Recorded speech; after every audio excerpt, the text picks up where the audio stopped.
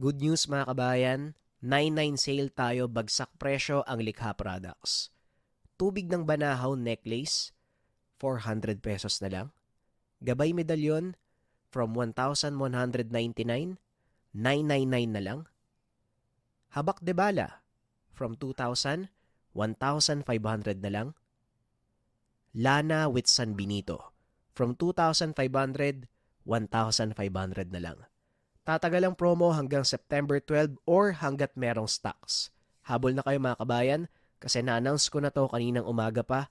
Habang meron pang natitirang stocks, mag-check out na kayo. Nariyan ng link sa comment section.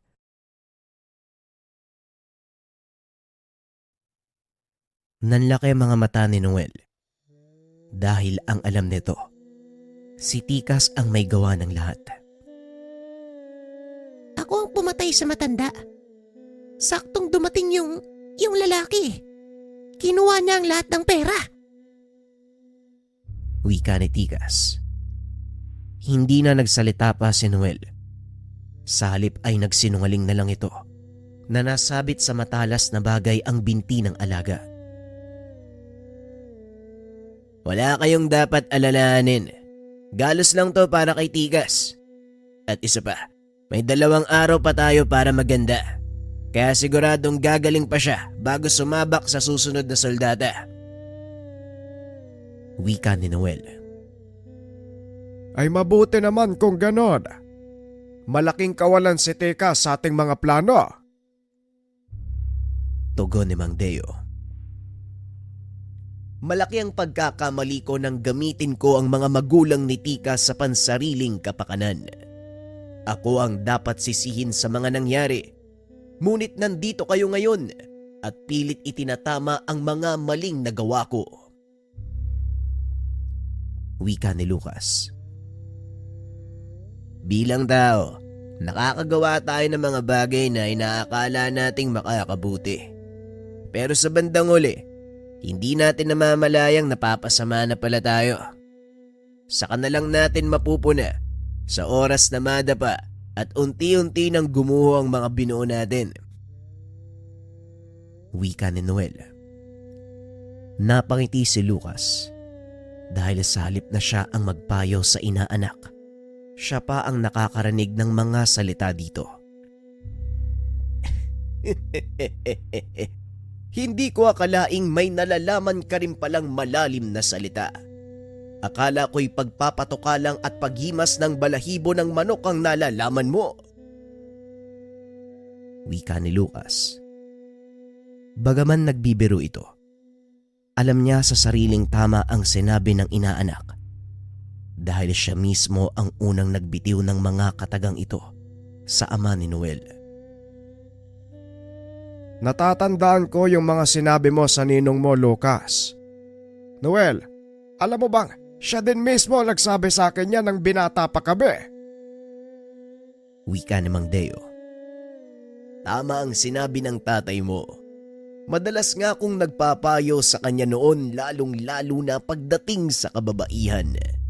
Alam mo'y, hindi sila magkakatuluyan ng nanay mo kung hindi dahil sa akin.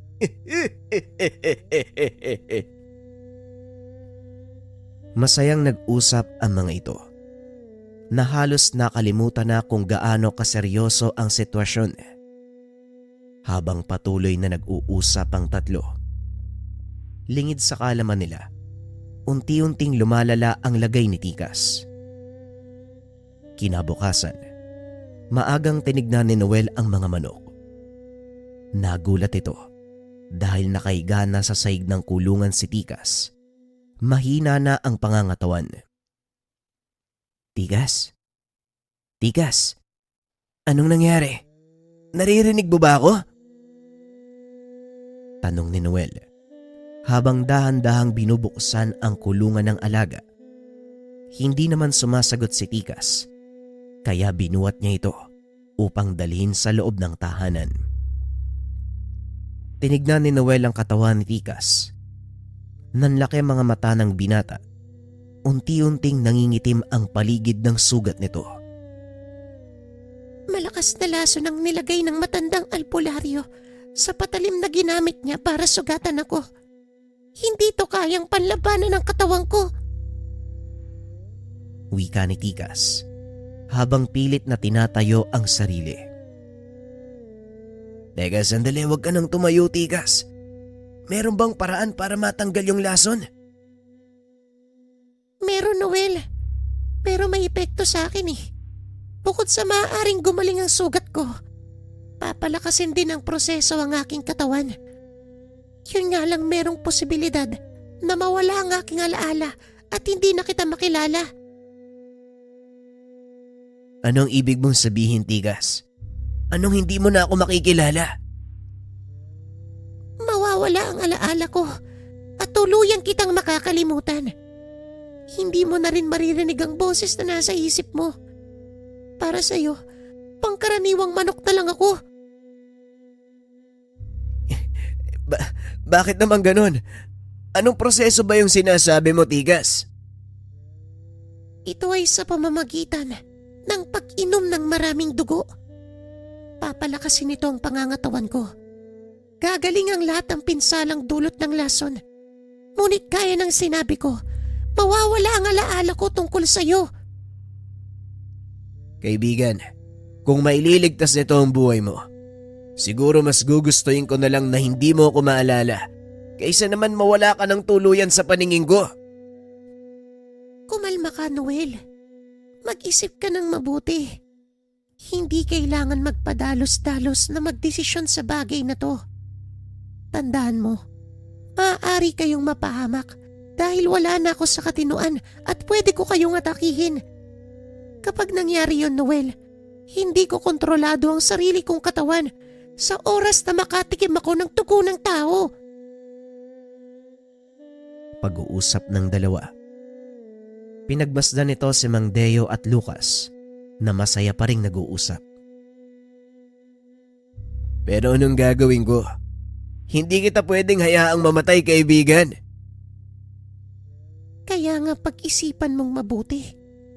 Mamili ka. Tatalikuran mo ba ang pangarap ng ninong mo? Kung ano man ang maging pasya mo, Noel, ay igagalang ko. Dahil alam kong ito ang kagustuhan mo. Hindi ko alam kung anong pipiliin. Pareho kayong mahalaga ni Ninong sa akin eh. Naguguluhan na ako, Tigas. Kaya nga pa ulit-ulit kong sinasabi sa'yo, bigyan mo ng oras. Hindi mo kailangang gumawa ka agad ng desisyon. Mag-isip kang maigi. Wika ni Tikas. Hindi na maaaring iatras ang binata ang laban. Ngunit hindi rin ito maaaring hayaang mamatay ang kaibigan. Napansin naman ni Mang Deo ang anak na nakatungo sa mesa habang pinagmamasdan ng alaga. Anong nangyari kay Tikas?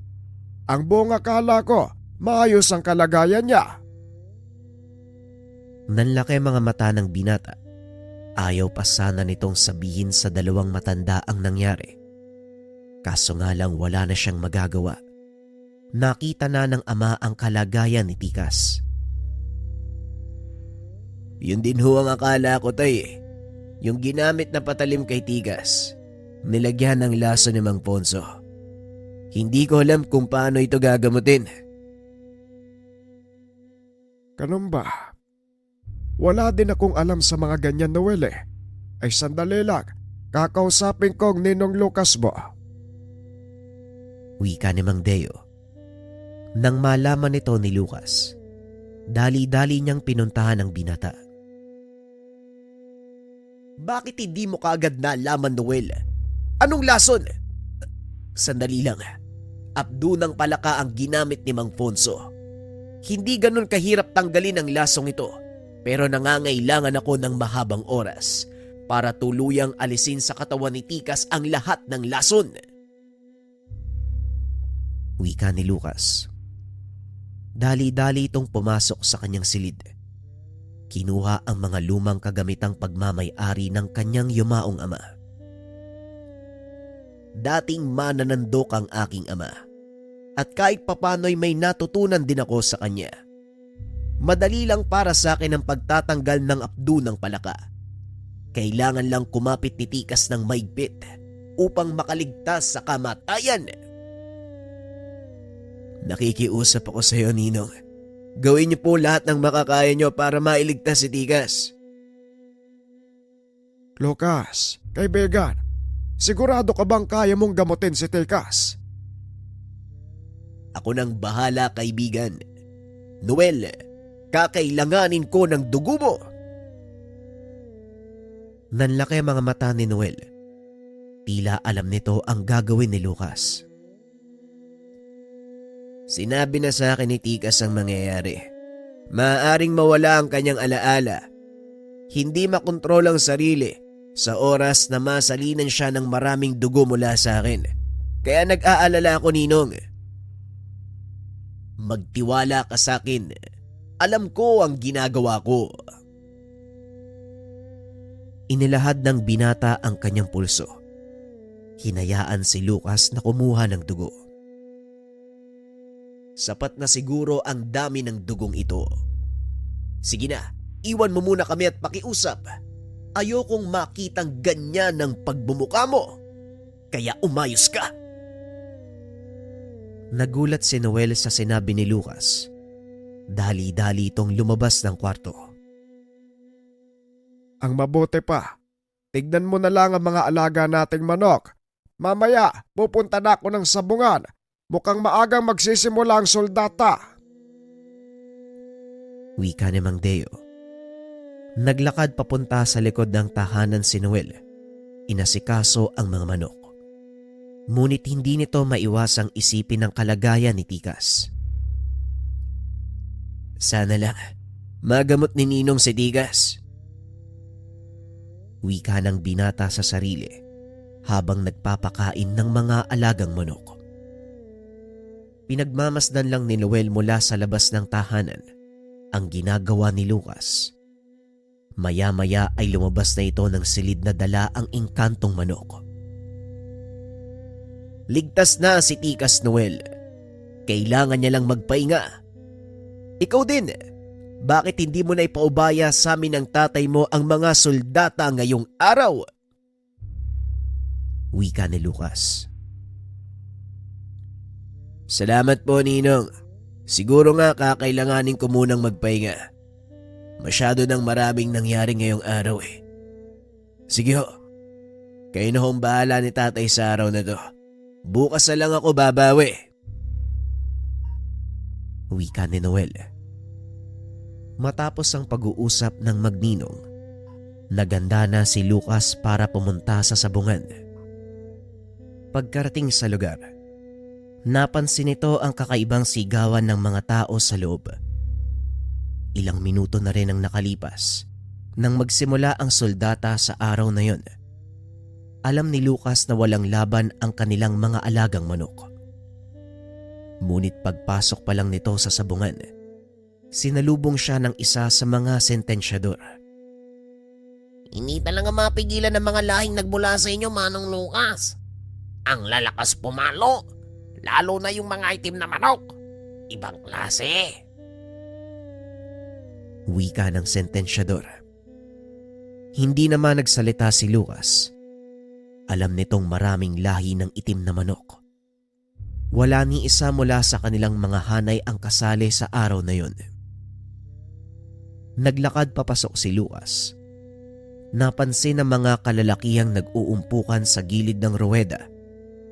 Lumapit si Lucas. Nakita nito ang isang itim na manok. Halos kamukha ito ni Tikas. Ang pinagkaiba lang, ang mahaba nitong palong na nakatakip sa kaliwang mata. Hindi nito kilala ang taong may hawak sa manok. Ngunit alam niyang may kung anong kakaiba sa isang yun. Hinawi ni Lucas sa mga tao. Nang mapansin siya ang dumaan, nagtabihan naman ang mga ito. Maaari ko bang malaman kung sino ang nagmamay-ari ng itim na manok na yan? Tanong ni Lucas. Alaga ko po to. Ilalaban po sa ilalim ng lindaya ni Don Marcel. Nanlaki ang mga mata ni Lucas nang marinig ang pangalang Don Marcel.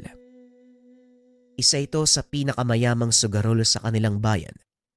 Nagmamay-ari din ito ng malalaking kasino sa iba't ibang bahagi ng bansa.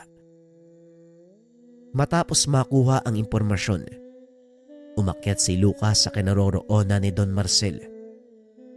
Sinigurong totoo nga ang sinasabi ng binatang may hawak na itim na manok. Nakita nitong nakaupo sa isa sa mga balkonahe si Don Marcel. Kaya naman nilapitan niya ito upang kausapin. Nung una ay ayaw pa siyang palusutin ng mga tao roon. Ngunit nang makilala nito si Lucas, kagad siyang tinawag. O Lucas, ikaw pala. Pasensya ka na at di ako nakahabol sa unang araw ng derby ha. Alam mo naman na marami din akong inaasikasong negosyo. Bueno, balita ko. Naging masaya daw ang unang araw ng pasabong mo ha. Wika ni Don Marcel. Magandang araw sa iyo, Don Marcel. Oo, sayang at hindi ka nakadalo sa unang araw ng derby. Pero maiba ko, anong ginagawa ng isang kilalang tao sa pipitsuging pasabong na ito? Tanong ni Lucas. Kaya malait o malaki. Sugal pa din to. Alam mo naman ako kung saan may pasugalan, nandun ako. Lalo na kung alam kong may interesanteng mangyayari. O nga pala, mabukat samahan mo ko sa akin tagumpay. Kakaiba talagang manok ni Crisanto. Unang soldata pa lang, nagpapakitang gilas na. Wika ni Don Marcel.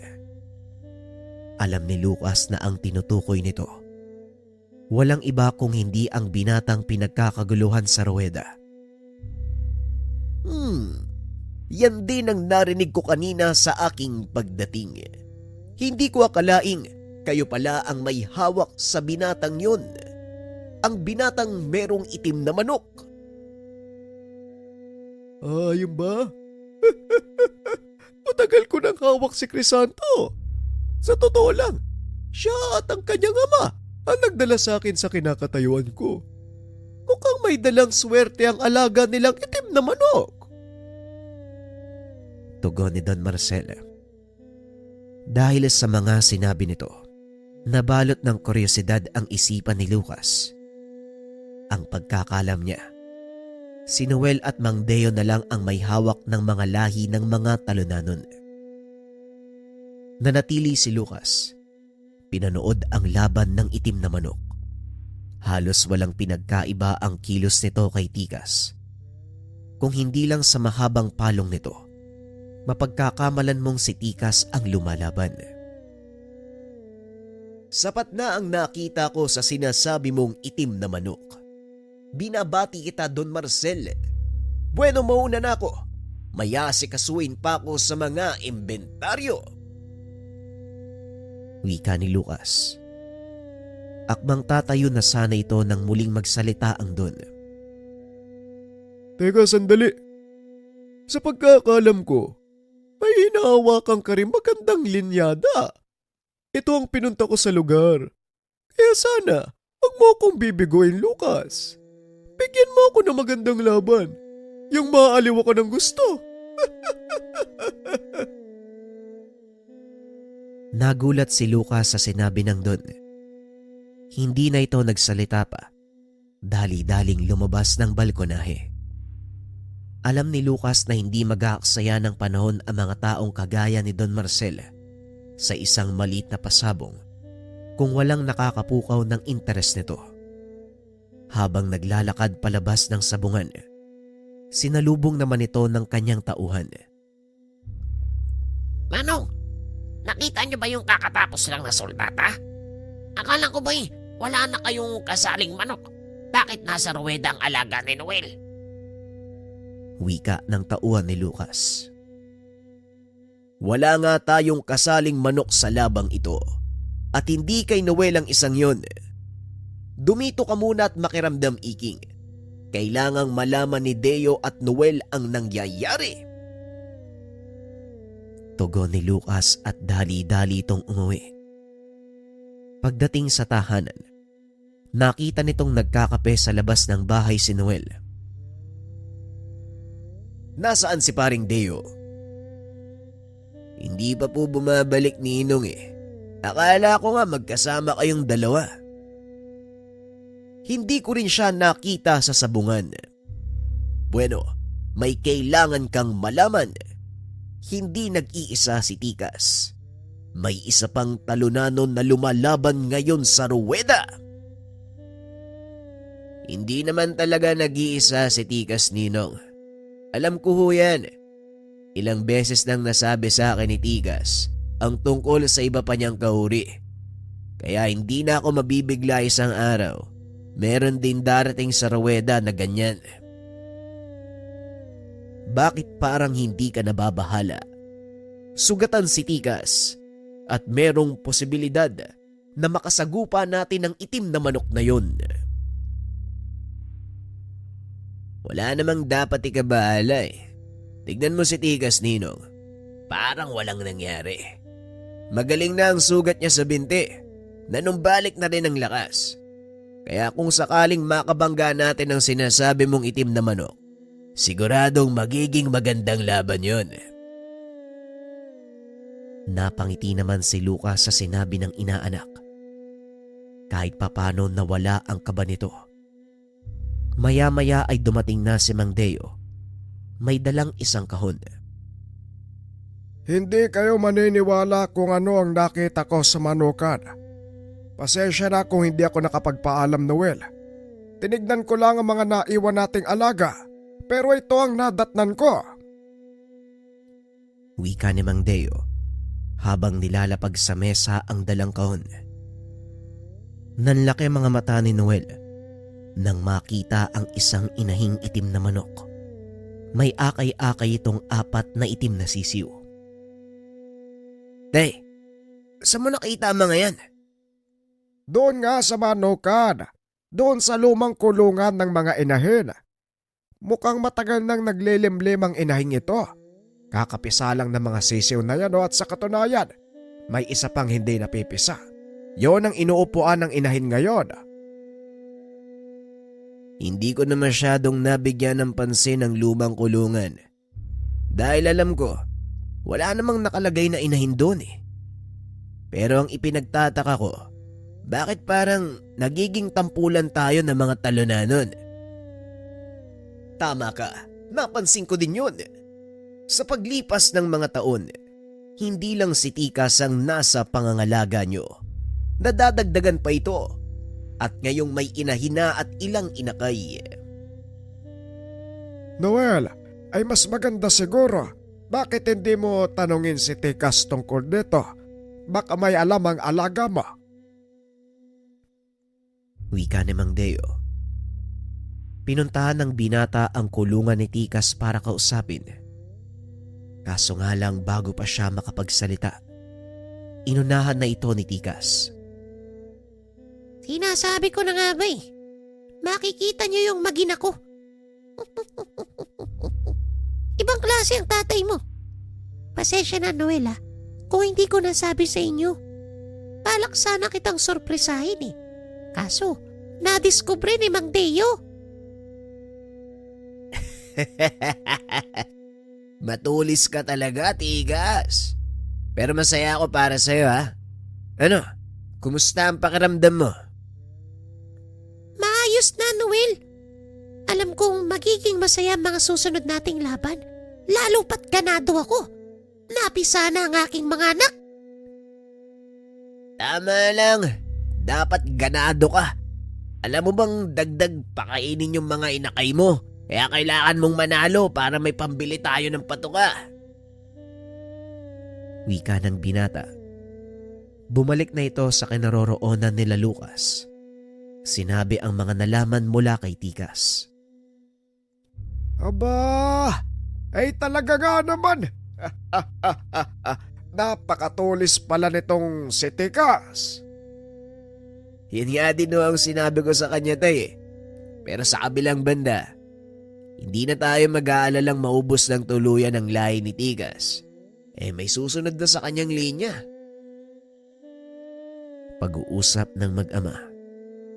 Napansin ng binata na tahimik si Lucas. Ninong, anong problema? Iniisip mo pa rin ba yung itim na manok kanina? Hindi yun ang gumugulo sa aking isipan, Noel. Nagsasagawa ko ng pag-aaral tungkol sa mga talunanon at meron akong natuklasan. Ewan ko lang kung totoo, pero ayon sa mga nabasa ko, tanging maharlikang talunanon lang ang maaaring magkaroon ng karapatang magparami. Sabay na napalingon ang tatlo nang tumilaok si Tikas. Ibig sabihin, si Tikas, Ninong, isang maharlikang talunanon? Maaring ganun nga. Malalaman natin yan sa mga susunod na araw, lalo pat may paparating tayong soldata. Hindi malayong magkabangga kayo ni Don Marcel. Ang mabuti pa, ihanda na lang natin ang mga manok. Hindi na ako makapag-antay sa mga mangyayari bukas. Wika ni Mang Deo. Gabi pa lang dinala na ang mga manok sa sabungan. Magiging masaya ang soldata bukas. 3 araw ng pasabong. Kaya siguradong marami ang dadayo. Mukhang mapupuno ng husto ang oktagon. Wika ni Lucas. Tinignan ni Noel ang mga silid kung saan inilalagay ang mga manok na sasali sa laban. Sinubukan nitong hanapin ang sinasabi ni Lucas, ngunit nabigo ito. Mukhang wala sa listahan ng soldata ang manok nung Don Marcel. Hindi ko din sila napansin ng nakaraan. Pero malakas ang pakiramdam ko. Magpapakita sila ngayong araw. Tugon ni Lucas habang ipinapakita kay Noel ang linyada ng mga soldata. Kasali doon si Don Marcel. Tama ka nga, Ninong. Malaki nga ang posibilidad na magkakabangga tayo nila Don Marcel. Magkatapat ang soldata natin. Gusto mo bang makasagupa si Don Marcel? Hindi birong kalaban ng isang yun, Noel. Kagaya ni Mang Iko, hindi rin titigil ang isang yun hanggat hindi nakukuha ang gusto niya. Mas malala nga lang ang isang to. Kung ipagadya ng panahon, Ninong, bakit hindi? Nagawa nga nating pabagsakin si Mang Iko. Eto pa kayang si Don Marcel. Alam kong malaki ang tiwala mo kay Tikas. Pero tandaan mo, may hawak din silang talunanon. Tignan na lang natin kung ano mangyayari, Ninong. Hindi naman po sa nagpapakampante ako. Marami na kaming pinagdaanan ni Tikas at ni minsan hindi kami sumuko sa kahit kanino. Nalampasan namin silang lahat. Kaya nga nandito tayo ngayon eh. Wika ni Noel. Sabay lakad palabas ng kwarto. Saan ka naman pupunta? Magsisimula na ang soldata pagputok ng liwanag.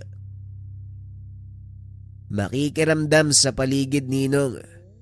Mukhang magiging masaya ang soldatang do. Wika ni Noel. Ilang minutong nakalipas. Tuluyan nang nagsimula ang soldata sa araw na yon. Isa-isang nagdatingan ang mga mananabong. Kagaya ng inaasahan ni Lucas. Maging ang mga kaalyado nitong mayayaman at politiko, dumating na doon sa lugar. Pasensya na kung ngayon lang kami nakadalo, Lucas. Alam mo naman, may mga bagay tayong dapat unahin. Wika ng mayor. Masyado kayong nagpapabango ng pangalan sa mga tao, Mayor. Tatakbo ka ba sa susunod na halalan?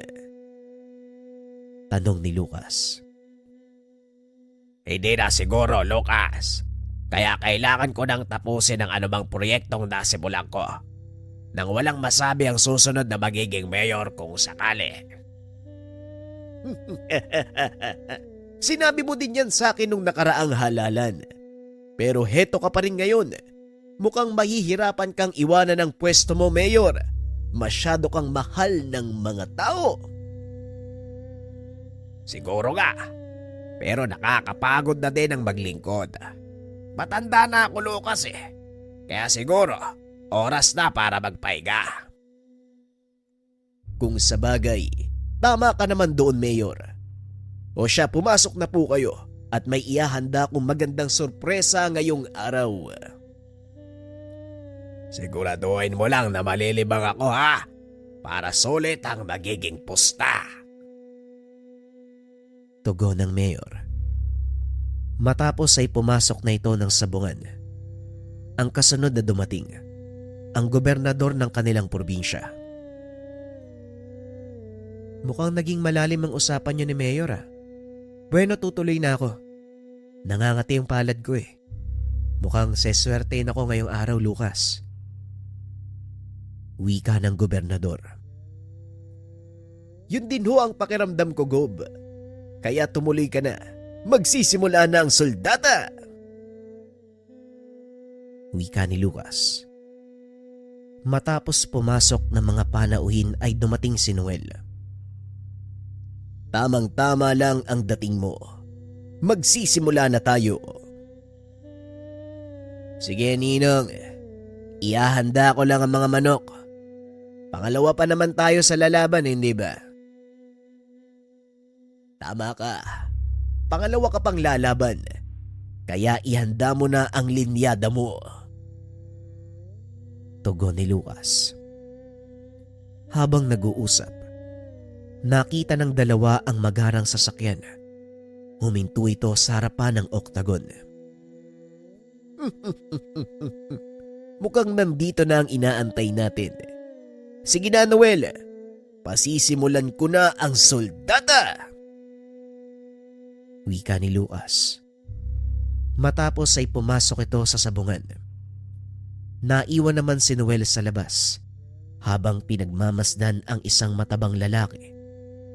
Nakasuot ng magarang damit. Punong-puno ng alahas ang katawan. Tinitigan ito ni Noel. Napagtanto na ito marahil ang sinasabi ng kanyang ninong Lucas. Napatingin sa kanya ang lalaki at tuminto sa harapan ng binata. Maaari bang linisin mo ang sapatos ko? Naputikan sa daan. Nagtaas ng kilay si Noel. Ngunit sinunod nito ang utos ng matanda. Magaling! Yan ang gusto ko sa mga utusan. Walang reklamo. Ngayon umalis ka sa dadaanan ko. Wika ni Don Marcel.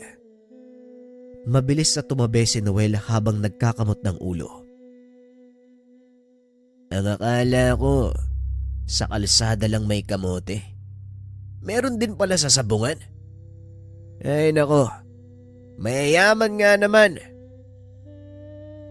Wika ng binata sa sarili habang naglalakad papasok sa kwarto ng kanilang mga manok.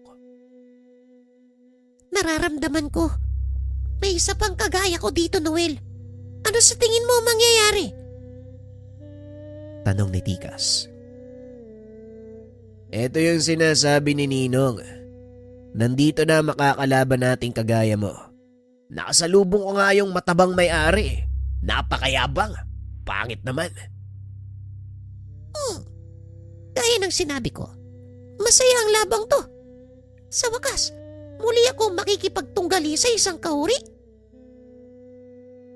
Wika ni Tikas. Habang nasa kalagitnaan ng paghahanda, pumasok si Mang Deo.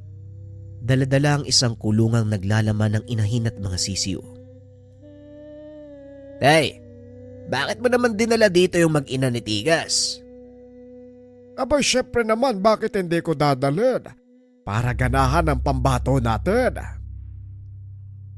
Napailing na lang si Noel sa ginawa ng matanda. Ay nako, ang mabuti pa tulungan mo na lang ako dito. Mamaya, tatawagin na ang mga lalaban. Wika ni Noel. Kakasabi pa lang nito, narinig na nilang tinawag ang kanilang numero. Oh, tayo na ang susunod na lalaban. Anong plano mo, Noel? Ganun pa rin, tay. Sunod lang sa agos. Walang plano. Kami na ni Tikas ang bala. Tugon ni Noel. Tinanggal nito ang telang nakatakip sa mga kulungan. Laking gulat ni Mang Deo. Puro itim na manok ang dala ng binata. Ilalaban mo ang lahat ng talunanon. Hindi natin tiyak kung sino sa mga alaga natin ang makakatapat ng manok ni Don Marcel. Kaya dinala ko lahat. Ganun ba? Kung sa bagay, tama ka nga naman. O siya, umakyat ka na. Nag-aantay ng mga tao. Wika ni Mang Deo. Sa labang yun, dinala ni Noel ang isa sa mga itim na manok. Ngunit hindi ang inaasahang kalaban ang nakatapat nito. Madaling naipanalo ng binata ang soldata, kaya naman nakabalik ito kagad sa kanilang silid. Mukhang matagal pa ang susunod na laban. Kaya Hindi na ituloy ni Mang Deo ang sasabihin. Pumasok sa kwarto si Iking. Noel, sabi ni Manong Lucas, umakyat ka daw sa balkonahe niya. Lalaban ng manok ni Don Marcel. Wika nito. Dali-dali namang tumakbo si Noel paakyat ng balkonahe. Nang tumingin ito sa ruweda, nakita niyang hawak ng isang binata ang itim na manok. Nakikita mo ba ang binatang yan, Noel? Yan ang tauhan ni Don Marcel. Siya ang umahawak ng lahat ng ilalaban nilang manok. Wika ni Lucas. Nakikita ko, Ninong. At gaya nga ng sinabi mo, isang talonano ng hawak niya. Sayang, hindi kami nagkatapat kanina. Tugon ng binata. Alam na nito ang mangyayari at gaya ng inaasahan. Nanalo ang manok ni Don Marcel. Pagkatapos ng laban, tumingala ang binatang may hawak ng manok. Ngumiti sa kanila ni Lucas. May kayabangan din sa katawan ng batang yan. Pero hindi mo rin siya masisisi. Hawak ng isang prominenteng tao ang kanyang liig. Tama ka, Ninong. At mukhang kumpiyansa siya sa mga kakalabasan ng laban. Pasensya na, pero sa oras na magkatapat tayo, sisirain ko lahat ng pangarap mo at sisiguraduhin ko yun. Wika ni Noel. Nagpatuloy ang soldata. 2 laban lang ang nakalipas. Muli na naman silang tinawag. hindi pa din si Marcel ang katapat natin Mukhang malabo nang magkaharap pa kayo, Lucas. Wika ni Mang Deo. Huwag mo kong alalahanin, Deo. Si Noel ang isipin mo. Wala kong pakialam kung manalo o matalo si Don Marcel dito. Nakuha ko na ang gusto ko sa kanya. Mukhang silang dalawa ni Noel ang may kailangang ayusin. Tama kayo, Ninong.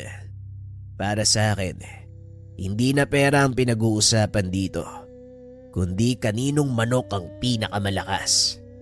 Nangangati na yung pa ako Gustong gusto ko nang makatapat yung Crisanto na yun Isasampal ko sa pagbumuka ng matabang amo niya ang katotohanan. Kalma lang, Noel. Darating tayo dyan, mahaba pa ang araw. Kaya maupo ka. Namnamin ang susunod nating panalo. Tignan mo ang ngiti sa mukha ng mga buhaya nating panauhin. Dito mo makikita ang totoo nilang pagkatao pagdating sa salapi. Wika ni Lucas. Sa haba ng panahong nagsasabong si Noel, natutunan itong basahin ang bawat reaksyon ng tao sa kanyang paligid. Isa ito sa mga itinuro ni Lucas sa kanya. Nakakaliw lang pagmasda ng mga taong masyadong mataas ang ekspektasyon. Dahil sa huli, sila lang din na nagtutulak sa sarili sa bangin ng pagkakalugmok. Hindi ko nga malaman kung bakit may mga taong hindi makontento sa kung anong hawak nila. Minsan ko na ding napagdaanan ng pagkahayok sa panalo, Noel. Hindi magandang kinalabasan. Maging ang ninong Lucio mo. Alam mo naman ang naranasan niya, hindi ba? Kaya sa madaling salita, walang nananalo sa sugal. Walang nananalo, pero marami ang nagiging milyonaryo dahil sa swerte. Tama ka. Isa sa mga halimbawa ay si Don Marcel. Pero tignan mo, sa kabila ng kanyang kayamanan, ni minsan hindi nito naisip na huminto sa pagsusugal. Alam mo ba kung bakit? May hinahanap silang hindi nila makikita. Kahit gaano pa kalaking halaga ang itapal mo sa pagbumuka nila, magangad at magangad panid ang mga kagaya niyang gahaman. Nakakatakot ang mga ganyang uri ng tao. Handa silang pumatay para lang makuha ang gusto nila. Yan ang kamuntikan ko nang gawin. Kaya wag mo nang tularan, Noel. Matuto kang makontento sa kung anong meron tayo. Naiintindihan ko, Ninong. At gaya ng sinabi ko, wala na akong pakialam sa pera. Ang gusto ko lang patunayan kung sino ba talaga ang mas malakas sa mga alaga naming manok. Pag-uusap ng tatlo. Nang mga sandaling ito, kasalukuyang nakasalang sa ruweda ang manok na itim ni Don Marcel. Kalaban nito ang isang kilalang mananabong. Ngunit kahit gaano pa kamahal ang manok, kahit gaano kahusay ang kondisyon, kung talunanong manok ang kalaban nito, wala ring silbi ang lahat ng yun. Makalipas ang ilan pang soldata, nagpahinga ang kumiting nangangasiwa ng pagpapasabong. Kumain muna ang mga ito. Muling dinala ni Iking ang listahan kay Lucio. Napangiti siya dahil ang susunod na soldata ay pabor sa kanilang panig. Noel, maganda ka. Dahil ang sunod na 3 soldata ay para sa atin. At ang mas pinaka nakakapanabik, si Don Marcel ang katapat mo. Napatayo si Noel. Nilingon si Tikas. Narinig niyo yun, mga kaibigan? Maganda kayo. Dahil sunod-sunod na lalaban ng 3 sa inyo, kabilang ka na, Tikas. Wika ng binata. Sa pagtilaok ng mga talunanon, umalingaw-ngaw ang buong paligid, bagay na nakakuha ng atensyon ni Don Marcel. Laking gulat nito nang bigla siyang magsalita sa labas ng kanilang silid. Naglakad papasok ang matabang Don na parang bolang tinubuan ng paa at kamay. Mukhang nagkakasiyang kayo dito. 1, 2, 3. Aba, 3 itim na manok. Crisanto, meron pa ba tayong itim na manok na hindi lumalaban? Wika ni Don Marcel. Meron pa tayong sapat na bilang ng manok na pwedeng ipangtapat sa kanila, Don Marcel.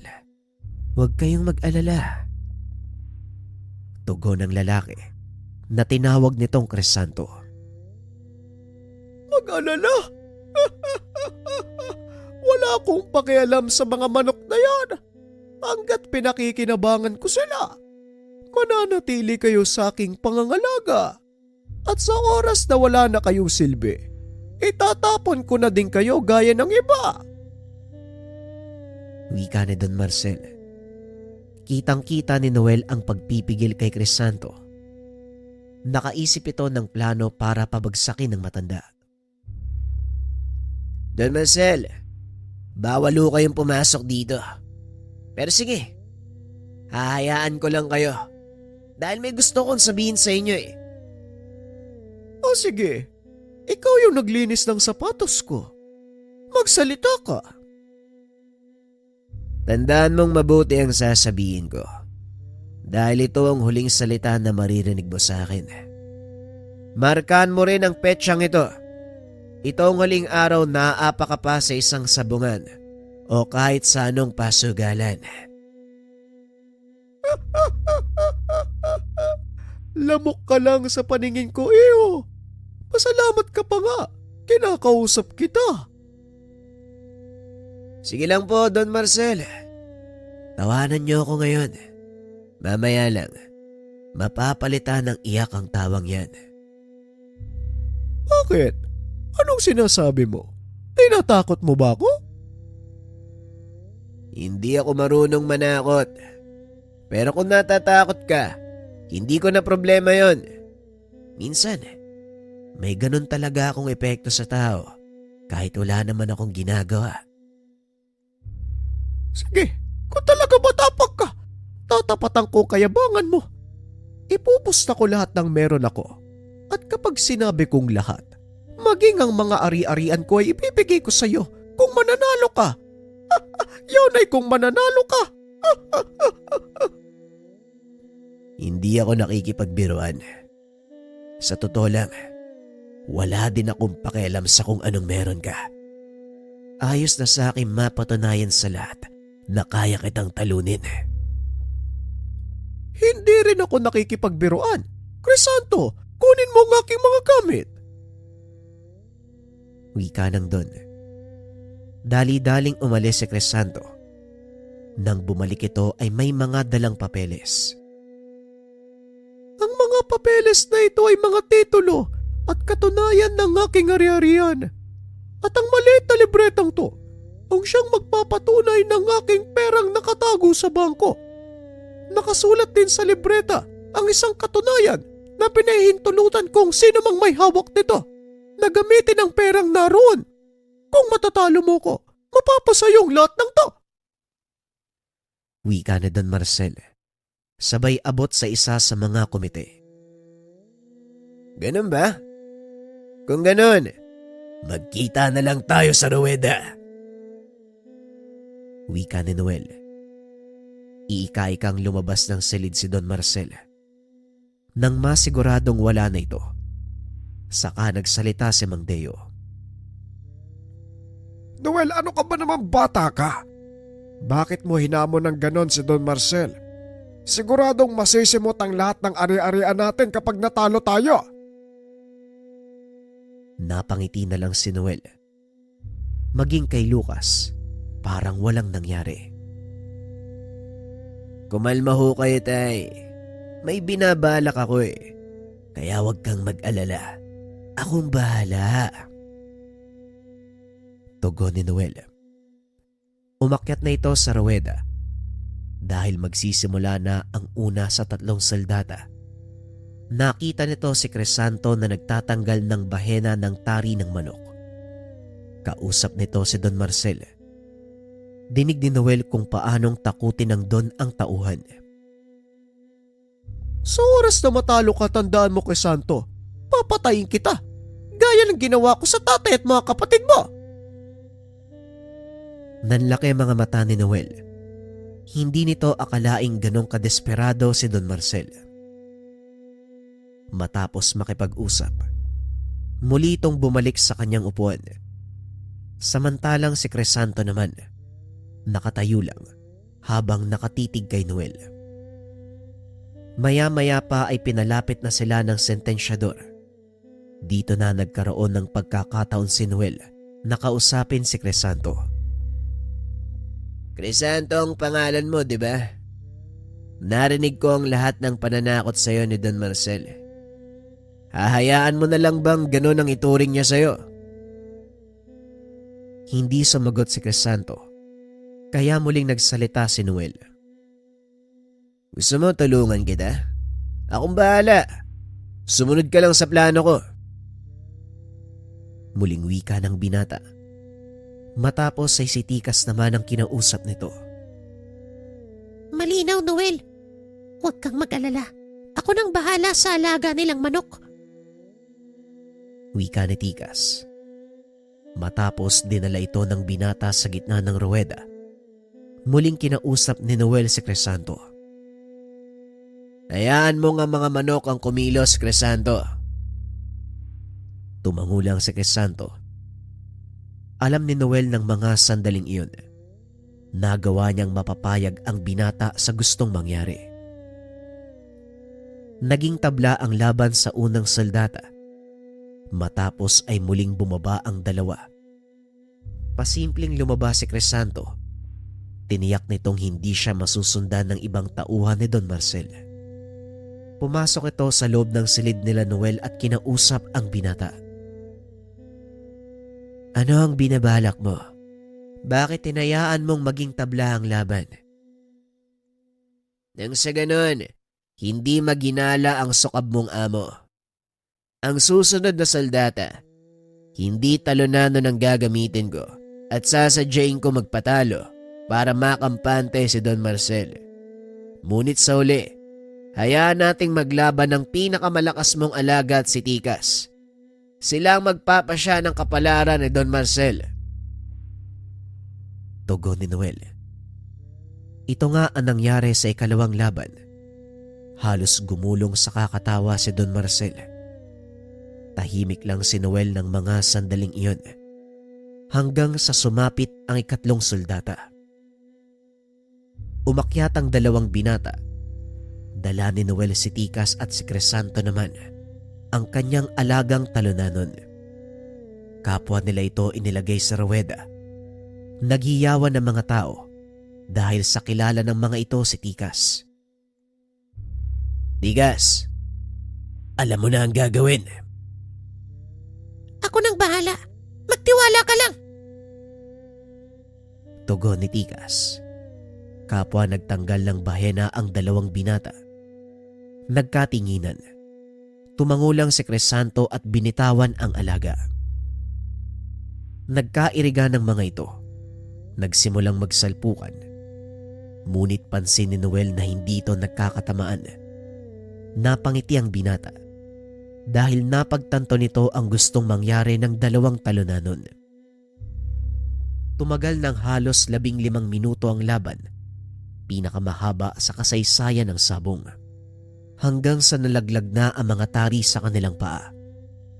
Dito na nagsimula ang totoong salpukan ng dalawang talunanon. Nagiyawan ng mga tao dahil ngayon lang sila nagkaroon ng pagkakataon na makita ang ganong uri ng laban.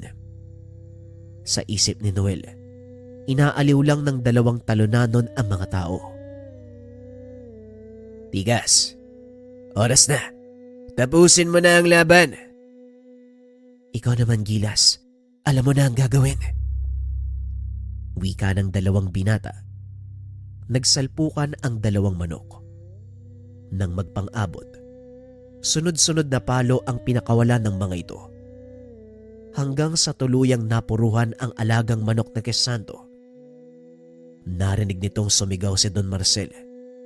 Hindi sinasadyang nahulog ito sa balkonahing kinaroroonan. Gumulong ito pababa hanggang sa makaabot sa ruweda. Halos hindi na ito makatayo dahil sa sobrang katabaan. Kinailangan pa ng tulong ng ilang katao para makabangon ito. Sa kasamaang palad, wala ni isa ang tumulong sa kanya. Habang nakaiga sa lapagang doon, nag-uusap naman ang dalawang binata. Ano ang susunod mong plano, Noel? Sabihan mo ang alaga mo, magkunwaring patay. Pag-uusap ng dalawa. Kinariyo ng sentensyador ang dalawang manok. Idineklarang panalo si Tikas. Hindi makapaniwala si Don Marcel sa nangyayari. Imposible! Hindi ako naniniwala. Sentensyador, ulitin mo ang pagkaryo. Pinabayaran ka, kaya gawin mo ng tamang trabaho mo.